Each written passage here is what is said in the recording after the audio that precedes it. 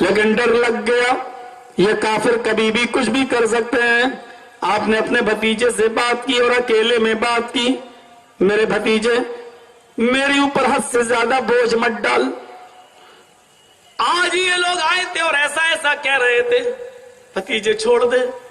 کیوں تو ان کے پیچھے پڑا ہوا ہے؟ یہ تیری جان کے دشمن ہے، چھوڑ دے چھوڑ دے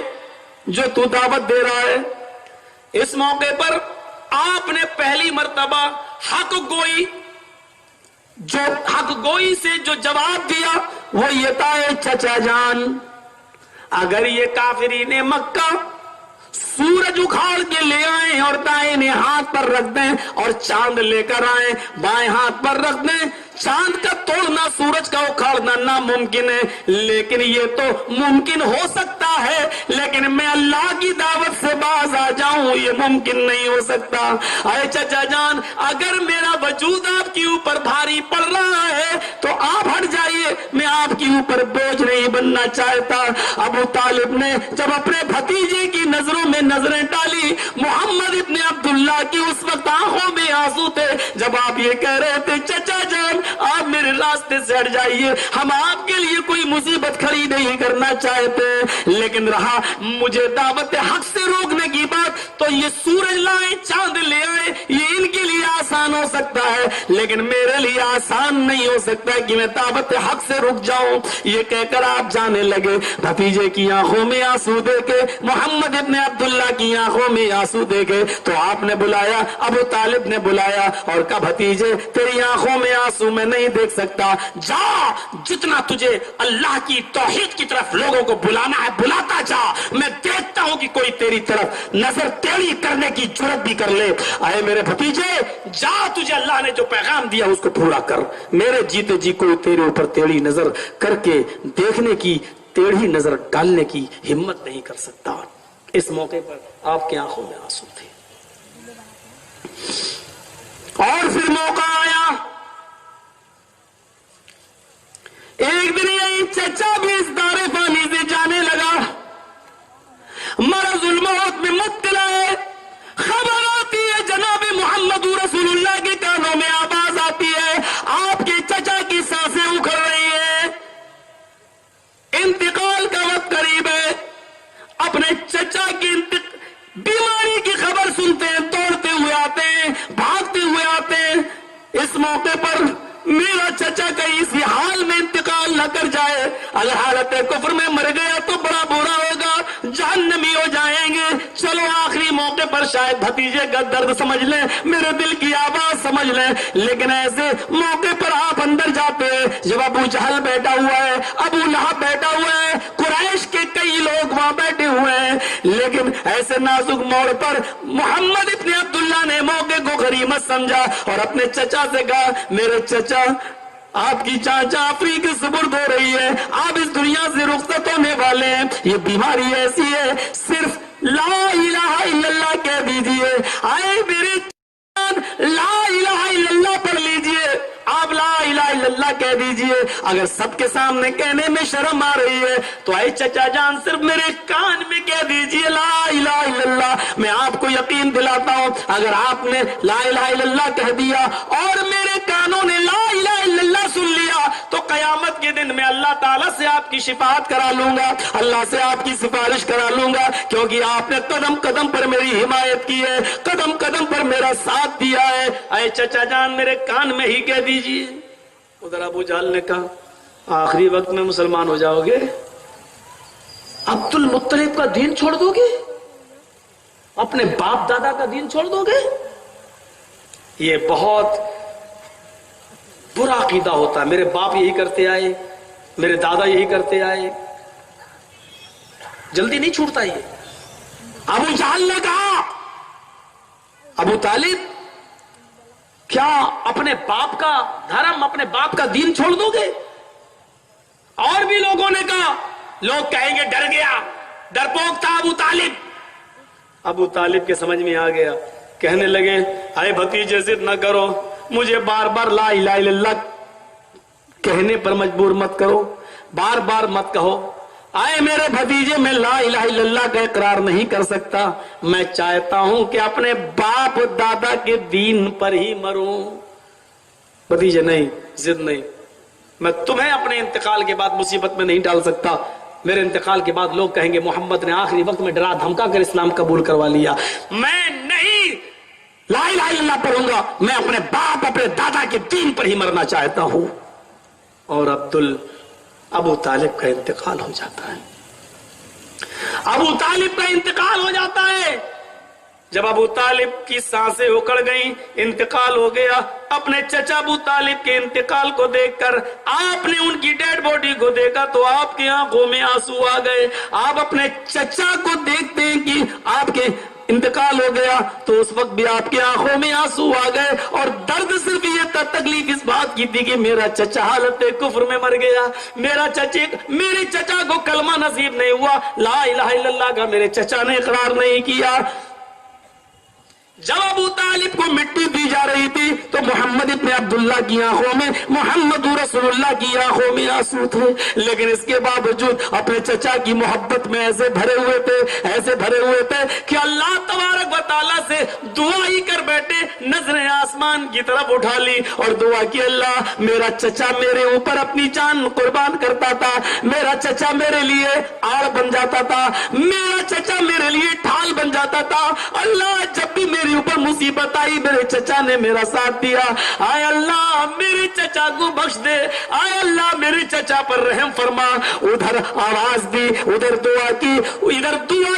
ادھر جبرائیل اللہ تعالیٰ کا یہ پیغام لے کے آ جاتے ہیں، ما کان للنبی والذین آمنوا ان یستغفروا للمشرکین۔ کسی نبی کی شایان شان یہ بات نہیں ہے اور کسی مومن کے لیے جائز نہیں ہے، کسی نبی کے لیے اور کسی مومن کے لیے جائز نہیں ہے کہ وہ ایسے لوگوں کے لیے مغفرت طلب کرے جو حالت شرک میں مر گئے ہیں، جو مشرک ہیں۔ نبی ہو کر بھی میں تمہاری نہیں سنوں گا، کسی مسلمان کی نہیں سنوں گا، اگر کسی مشرک کے لیے استغفار کریں گے، مغفرت کی دعا کریں گے تو اے نبی میں تمہاری بھی نہیں سنوں گا، اے محمد میں تمہاری بھی نہیں سنوں گا، کسی مسلمان مومن کی نہیں سنوں گا۔ اللہ تعالیٰ نے نبی اکرم کی اس دعا کو ریجیکٹ کر دیا اور کہا، اے محمد نہیں سنوں گا میں تیری دعا، تیرے لیے جائز ہی نہیں ہے کہ تو کسی کافر کے لیے، کسی مشرک کے لیے دعا کرے۔ میرے بھائیوں، اللہ کے رسول فرط محبت میں اپنے چچا کے لیے دعا کر رہے ہیں، لیکن عرش والے نے ریجیکٹ کر دیا۔ شرک قبول نہیں ہے، سب منظور ہے، کان میں کہہ دو لا الہ الا اللہ میں بخشوا لوں گا، لیکن کفر کی حالت میں اور شرک کی حالت میں مر گئے تو شرک کہتے کسے؟ شرک ہے کیا؟ شرک کو اگر ہم اپنے ہندی میں یا سنسکرت زبان میں اس کا ترجمہ کریں تو ہوگا بہو دیووادیت، بہو ایش پوجا، بہت سے خداؤں کی عبادت، بہت سے معبودوں کی بھکتی۔ اور رگ وید میں لکھا ہوا ہے، جس طرح پریم کرنے والی پتنی کا ایک ہی پتی ہوتا ہے، اسی طرح تم سب کا ایک ہی برہما ہے، ایک ہی ایشور ہے۔ جس طرح اس عورت کو پتنی نہیں کہا جاتا ہے جس کے بہت سے مرد ہوں، بہت سے آدمی ہوں، جس طرح اس کو پتنی نہیں کہا جاتا ہے، ویشیا کہا جاتا ہے، ویشیا، ایسے ہی ایک ایشور کو چھوڑ کر بہت سے ایشور کی، بہت سے دیوی دیوتاؤں کی پوجا کرنے والے ویشیا سمان ہیں۔ رگ وید کہتی ہے،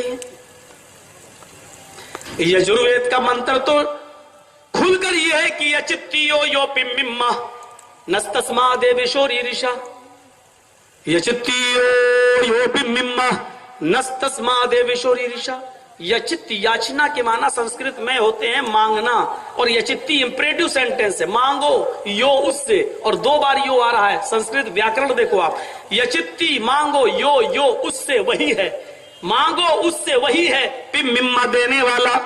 نستسما نہیں دے سکتا ہے کوئی دوسرا، دیوشو دیوی دیوتا تمہیں، ریرشا کچھ بھی، اس کے علاوہ کوئی بھی دیوی دیوتا تمہیں کچھ بھی نہیں دے سکتا ہے، اس کے علاوہ کوئی بھی دیوی دیوتا تمہاری جھولیاں نہیں بھر سکتا ہے، وہی برہما ہے برہانڈ کا رچیتا اور رچناکار، master of world, creator of universe, جو مانگنا ہو اسی سے مانگو۔ یجروید اور رگوید کے منتروں کو قرآن اس طریقے سے پیش کرتا ہے، ان الذین تدعون من دون اللہ لن یخلقوا ذبابا ولو اجتمعوا له وان يسلبهم الذباب شيئا لا يستنقذوه منه۔ اللہ کو چھوڑ کر تم جن کو پکار رہے ہو، اللہ کو چھوڑ کر تم جن کے آستانوں پہ جا رہے ہو، یہ ایک مکھی بھی پیدا کرنے کی طاقت نہیں رکھتے، لن يخلقوا ذبابا، ایک مکھی بھی پیدا نہیں کر سکتے۔ اگر مکھی ان سے کچھ لے کر چلی جائے تو یہ سب کی سب مل کر اس مکھی سے وہ چیز واپس بھی لینے کی طاقت نہیں رکھتے۔ اسی کو قرآن نے یوں کہہ دیا، ادعونی استجب لکم، او میرے بندوں مجھ سے مانگو، او میرے بھکتوں مجھ سے مانگو، میں تمہیں دوں گا۔ دینے والا میں ہوں، چھیننے والا میں ہوں۔ محمد رسول اللہ جب بھی نماز پڑھا کرتے تو ہر فرض نماز کے بعد یہ دعا، یہ پرارتھنا کیا کرتے تھے، اللہم لا مانع لما اعطیت ولا معطی لما منعت ولا ينفع ذا الجد منک الجد۔ اے اللہ، تو جس کو کوئی چیز دینا چاہے ساری دنیا مل کر چھین نہیں سکتی، اور جس سے تو چھین لے ساری دنیا مل کر اسے دے نہیں سکتی۔ یہ شرک ہے ہم اللہ کو چھوڑ کر دوسروں سے مانگیں۔ اب کوئی آدمی کہے کہ بیوی سے کھانا مانگ لیتے ہو، یہ بھی شرک ہوا۔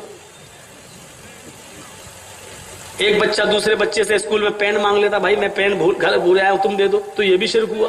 نہیں، یہ شرک نہیں ہوا، کیونکہ ہم نے بیوی کو مشکل کشا نہیں، خدا سمجھ کر نہیں پکارا ہے۔ ہم نے بچے کو جس سے پین لیا ہے اس کو مشکل کشا نہیں سمجھا ہے، بلکہ بیوی کو بھی محتاج جانا ہے، کیونکہ میری بیوی نے کھانا دے ضرور دیا ہے ہمیں، لیکن آٹا لا کر میں نے اسے دیا تھا، مرچ مسالہ لا کر میں نے دیا تھا، سبزی لا کر میں نے اس کو دی تھی، وہ میری محتاج ہے، میں اس کا محتاج ہوں۔ لیکن جب کسی کو محتاج نہیں مشکل کشا سمجھ کر پکارا جائے، تم ہی سب کچھ ہو، تم دے دو، تو یہ چیز شرک کہلاتی ہے۔ ابو طالب اس دنیا سے چلے گئے، انتقال ہوا تو نبی کی آنکھوں میں میرے بھائیوں آنسو تھے، ابو طالب کی حالت کفر میں مرنے پر محمد رسول اللہ کی آنکھوں میں آنسو آئے۔ آئیے ایک اور منظر دکھاتا ہوں۔ آپ کا اپنا بیٹا انتقال کر گیا، اور وہ بیٹا ماریا قبطیہ کے بدن سے پیدا تھا، ابراہیم۔ آپ کے تو سارے بیٹے انتقال کر گئے، قاسم بھی، عبداللہ بھی، یہ تیسرا بیٹا جو ماریا قبطیہ سے پیدا ہوا یہ بھی انتقال کر گیا۔ اللہ کے رسول صلی اللہ علیہ وسلم کو اپنے اس تیسرے بیٹے کے انتقال پر بہت غم ہوا، اتنا غم ہوا کہ بخاری شریف کی حدیث کے الفاظ سے آپ اندازہ لگا سکتے ہیں کہ آپ اپنے بیٹے کی ڈیڈ باڈی کے پاس بیٹھ کر اپنے غم کا اظہار اس طریقے سے کر رہے ہیں، ان العین تدمع والقلب يحزن ولا نقول الا ما يرضى ربنا وإنا بفراقك لمحزونون۔ آپ اپنے بیٹے کی ڈیڈ باڈی کے پاس بیٹھ کر اپنے غم کو اس طریقے سے پرکٹ کر رہے ہیں، اس طریقے سے ظاہر کر رہے ہیں، میرے بیٹے تیری جدائی سے، تیرے انتقال سے میری آنکھیں آنسو بہا رہی ہیں۔ ان العین تدمع، تیرے اس دنیا سے چلے جانے سے میری آنکھیں آنسو بہا رہی ہیں، والقلب یحزن، میرا دل بھی غمگین ہے، میرا دل بھی خوش نہیں ہے۔ مکمل انسان اسی کو کہتے ہیں جس نے غم بھی دیکھے ہوں، جس نے خوشیاں بھی دیکھی۔ اور محمد رسول اللہ پر غم کے پہاڑ ایسے توڑے جا رہے ہیں، دیکھ رہے ہیں آپ، دیکھیے، ان العین تدمع، آنکھیں اشک بہا رہے ہیں، والقلب یحزن، دل غمگین ہے، لیکن اس کے باوجود ضابطہ دیکھیے، اصول دیکھیے، توحید پر استقامت، ایکیشور واد پر مضبوطی دیکھیے، وَلَا نَقُولُ إِلَّا مَا يَرْضَى رَبُّنَا، لیکن میں جاہلیت کے نعرے نہیں لگاؤں گا، چیخوں گا نہیں، تیری موت پر میں واویلا نہیں بچاؤں گا، شور نہیں بچاؤں گا، میں وہی جملے اپنی زبان سے نکالوں گا جس سے میرا مولا راضی ہو، جس سے میرا رب راضی ہو، خوش ہو۔ ہم ایسے جملے نہیں کہیں گے جس سے میرا پروردگار ناراض ہو جائے۔ بہت سی عورتیں جب بچے مر جاتے ہیں، ہاں میرا بیٹا، اب ٹافی کس کو دیں گے، اب کھلونا کون کھیلے گا، کبھی کبھی کھلونا، اب اس کھلونے سے کون، یہ سب جاہلیت کے نعرے ہیں اور ان سب پر گرفت ہے۔